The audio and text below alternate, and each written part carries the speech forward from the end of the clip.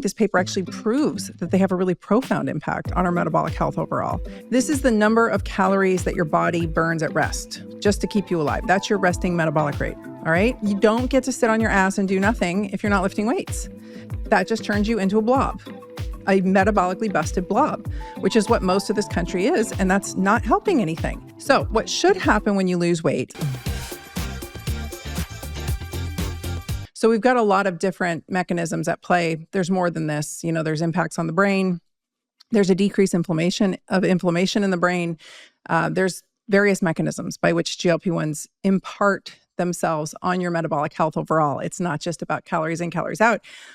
But they looked at this study and they decided that because there was no metabolic adaptation change in humans, even though there was in mice, that therefore no metabolic impact. It truly is a calories in, calories out thing. That said, there's still amazing peptides. I want to break down what all this means because I think they're wrong. I think there is a very protective mechanism on the metabolism going on here. And I want to explain to you what these terms mean and how this works so that you understand that I think this paper actually proves that they have a really profound impact on our metabolic health overall, beyond what caloric restriction would do on its own. Okay, so to truly understand this paper, we first have to get some terms out of the way, and we have to understand what they mean. I want to explain what metabolic rate is, what resting metabolic rate is in the first place. So this is the number of calories that your body burns at rest just to keep you alive. That's your resting metabolic rate, all right? This is your breathing, your heartbeat, your blood pumping, all of it, digestion, etc. Your resting metabolic rate, RMR, is what we're going to call it, is largely driven by your lean body mass and to a lesser extent by your fat mass. This is why I'm always banging the drum that you have to lift weights, that it's non-negotiable. Because when you lift weights and you add muscle to your body, you increase your resting metabolic rate, which means you get to eat more. You burn more calories just sitting around on your ass than you would otherwise. So we lift weights so that we can sit on our ass when we want to and not worry about it. You don't get to sit on your ass and do nothing if you're not lifting weights.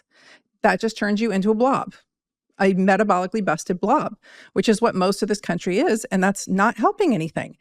So no disrespect, but most people are going from bed to the couch, to their car, to their desk, back to their car, back to their couch, back to their bed. It's no wonder why 94% of US adults are metabolically compromised. So what should happen when you lose weight? If you lose weight, especially fat and muscle, because anytime we caloric restrict, we're going to lose some muscle. Your body needs less fuel to operate. This is why it's really problematic. When people lose weight, it's so difficult to keep it off and why the success rate of that is so low. It's because as you decrease your body size, you decrease your body mass, your body needs less fuel to operate. So your resting metabolic rate is going to go down no matter what. No matter how you lose the weight, you are going to have some reduction in your resting metabolic rate. And that is going to cause problems in that now you have to eat less to maintain that size. This is the cycle and loop that folks with obesity get trapped in because they lose 100 pounds, let's say, or they lose 50 pounds, or they lose 25 pounds. And now their resting metabolic rate has gone down. So it's going to take more exercise and less food to maintain what they just achieved. This is not an absolute true statement, but this is what I hear folks struggling with obesity say. It was almost easier before I lost the weight. At least I could maintain that set rate, right? And I didn't have to fight so hard to hold it. But once you lose weight, any of you who've lost any appreciable weight know to hold on to that weight loss, to hold on to where you've dropped to, is really difficult to maintain. So the way that I explain this to folks is, if you ran 4 miles a day to lose 5 pounds, once you've lost it, you have to now run 5 miles a day to maintain it, or you have to eat much less. All right. So this is the expected resting metabolic rate drop. This is what metabolic adaptation is. It's the body going into starvation mode and trying to desperately hold on to what it has because you've just taken away a bunch of mass if you've lost weight and your body is like, oh no, we must go into starvation mode. That's metabolic adaptation. We don't really want metabolic adaptation to go up, meaning the more that we have a metabolic adaptation, the more of a starvation mode we've gone into. Okay. So when you lose weight, there is an expected resting metabolic rate drop. But what sometimes actually happens, and they figured this out with a couple studies years back, most notably the Biggest Loser study. I'll go through that in a bit, the Biggest Loser study, and I'll explain what happened. But what sometimes happens is when you have a crash diet or you have a significant amount of weight loss in a short amount of time, you get an actual rate drop of your resting metabolic rate that is larger than expected. It's bigger than anticipated. This is what happens when people have a big drop in weight. That's metabolic adaptation, aka adaptive thermogenesis. It's your body going, we're starving, slow down everything and conserve energy. So everything's going to slow down. Your thyroid function, everything's going to slow down. Your metabolic rate, everything's going to slow down because the body's slamming the brakes saying, we are starving, do not lose any more weight. This is why I'm not a fan of losing weight quickly. This is why I tell you we don't want to lose more than 1 pound a week, because we don't want to go into a hyper response of metabolic adaptation. We expect a little bit, right? Because a leaner body needs less calories to run, but we don't want to slam the brakes here. So think of your body as a furnace. Here's a scenario. You lose 30 pounds, all right? What should happen? Your furnace turns down to low. What actually happens is your furnace goes into hibernation mode because of this metabolic adaptation. Or say you lose 10 pounds, your furnace should drop by 150 calories a day. Instead, it drops to 300 calories a day, which is extra slowdown. That's metabolic adaptation, all right? So now let's apply it to these studies. In caloric restriction, let's say you lose 10 to 15% of your body weight. You should see about 150 calorie a day resting metabolic rate drop. But what you actually see is a 250 to 300 calorie a day drop, meaning it overcompensated. That's metabolic adaptation. This is this extra unwanted slowdown, okay? In this study, interestingly, let's talk about the mice first. So the mice lost an appreciable amount of weight. They had their metabolic adaptation attenuated by the Tirzepatide, meaning halted or lowered even. So they did not get the expected nor the hyper response of metabolic adaptation that one would expect when you lose an appreciable amount of weight. They had no metabolic slowdown. So everybody thought, okay, mice studies, Tirzepatide must be really protective to metabolic health, and there's no appreciable metabolic adaptation. So Yahoo! And they erroneously apply this to humans, which we do, this is why I always try to clarify these were rodent studies or not, because it doesn't always translate to humans. But what they found in this study in the humans, when they looked at the 55 individuals that were split pretty evenly down the middle into two groups, they were on 15 milligrams of Tirzepatide a week. That's a hefty dose. That's like the highest end of the entire dosing protocol. So they were on the highest dose. So they were titrated up over I think 20 weeks, and meaning they had their dosage doubled pretty quickly. They got up to 15 milligrams a week, very high dose, very, very, highest tier dose. And they lost 15%, 15% of their body weight, which is awesome, right? I mean, that's what they were going for. These were obese individuals. Their predicted resting metabolic rate drop would be, let's say, 150 calories.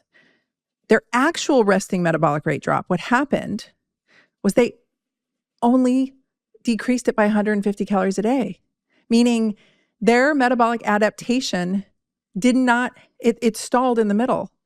Meaning in people with obesity, metabolic adaptation did not really happen. The rumor mill going around the internet right now is, well, that just means that they ate less calories, therefore they lost weight, and it's all about the calories in, calories out kind of thing. And what I'm trying to express to you is that they had no metabolic adaptation, which means they were protected. They should have had an appreciable drop in resting metabolic rate, but they did not. They had the expected drop. So they did not have the hyper responsive metabolic drop off. They didn't go off the cliff like what happened in The Biggest Loser when people had a massive metabolic adaptation for years after they lost the weight. Years, you guys. People don't understand this. This goes on for years. If you're a large size person and you lose an appreciable amount of weight, your success rate of keeping that weight off is abysmal. It's about as high of a success rate as rehab, which is also abysmal. We're talking 5, maybe 10% chance of you keeping that weight off. That's what these folks are up against. So when people say, oh, just eat less and move more, it is so short-sighted and ignorant because these folks are dealing with an uphill battle for the rest of their life. So anyone you've seen lose an appreciable amount of weight and keep it off, like super kudos to them, because that is not easy. It becomes literally harder than it was just to maintain the obese size, is what I'm trying to get at here. If we lose 15% of our body weight, let's just say we go into caloric restriction, let's just say we eat less and move more, we are going to not just have an expected drop in resting metabolic rate. If we do it quickly, we are going to have a profound drop in resting metabolic rate, which means we are going to have metabolic adaptation increase. With Tirzepatide, folks are protected from that. They just have the normal, hey, you are 15% smaller now, and so we need less calories. But it's not exaggerated like it is in every other case, like bariatric surgery, or when people, like on The Biggest Loser, where they're put through horrific boot camp style training and starved to death. So eat less and move more is actually less successful in the long run than eating less and losing weight with Tirzepatide. Tirzepatide is protective. That's what this study's showing. It's small. Again, it's a small study, but it's certainly, the way that I took it was not at all, oh, it was just the less calories they ate. I don't know if these docs actually read, like paid for and read the whole study, but the other sure signal that these peptides are protective of metabolism and maybe even improving metabolic health overall, which I really believe. I really believe that they have a healing impact, especially long-term, the longer people are on them, on folks' metabolic health overall, is that fat oxidation increased. And the only way to lose weight is to have fat oxidation increase. So fat oxidation increasing on the peptide is a good sign that metabolic health is being protected, if not improved. And this was not a terribly long study. I think it was, I want to say it was 9 months, which is, I mean, a decent amount of time. But most folks who are needing to lose significant weight, I would really, the way that I'm looking at it with my patients and with the folks that I'm working with or talking to even, is we're seeing real improvements in metabolic health and the ability to titrate down around 16 to 18 months. It just depends on the individual. And so I know lots of people who were microdosing it who really didn't have much weight to lose. Again, microdosing is not a weight loss strategy. I don't even want to go on another rant about that because it is pissing me off. I just had a gal send me a message or someone else's story on Instagram, and it's crazy, you guys. I cannot rep for a telemedicine company and get paid a kickback or an affiliate kickback, because that's called fee splitting in medicine. That's illegal. So that is why I have not aligned myself with any telemedicine companies whatsoever as far as financial is concerned. Influencers can. I don't know how they're legally getting away with it, but they can financially align themselves. If they're not doctors, they can align themselves with telemedicine companies, spew out whatever the telemedicine company wants them to say, have an affiliate link, and get a kickback. So all these influencers online trying to teach you about microdosing, they're all getting affiliate kickbacks. Or they're sending you to like the gray market, which is a pretty hard place to get these now, but you can buy this stuff online, right? And they're sending, and God only knows what's in it, because there is some counterfeit shit going down. I just talked to one of my buddies, compounding pharmacist, and like, I would stick to the brand name at this point if you can, because nobody knows even what's going into the compounding pharmacies in some cases. It's getting pretty scary out there. So, I mean, unless your compounding pharmacy knows who they're sourcing from, there is some random shit being circulated. Anyway, back to my point is these folks are getting a kickback. So this gal is telling folks that microdosing is actually just the standard starting dose, which I've been really clear about. It's not. First of all, microdosing is not a weight loss strategy. Second of all, it's not the standard starting dose. And third of all, it's a mere fraction. What that fraction is depends on the individual. It depends on a lot of factors that I go into deep on my GLP-1 Done Right University. That's why it's 40 hours of content plus, because this is a nuanced conversation. But that said, it's a fraction of the starting dose. So she's promoting the starting dose, and her story literally says, like, this is microdosing. And, you know, it's with semaglutide, the starting dose is 0.25. With Tirzepatide, it's 2.5.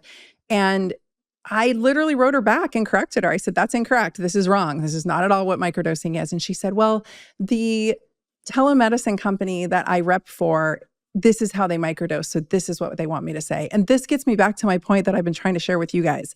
A recent study has come across my desk that I wanted to share with you. I was first alerted about it by some of the big obesity docs that I follow on social media. And they came out and had one opinion about the paper. So I looked up the paper immediately, of course, and found that you had to access it behind a paywall.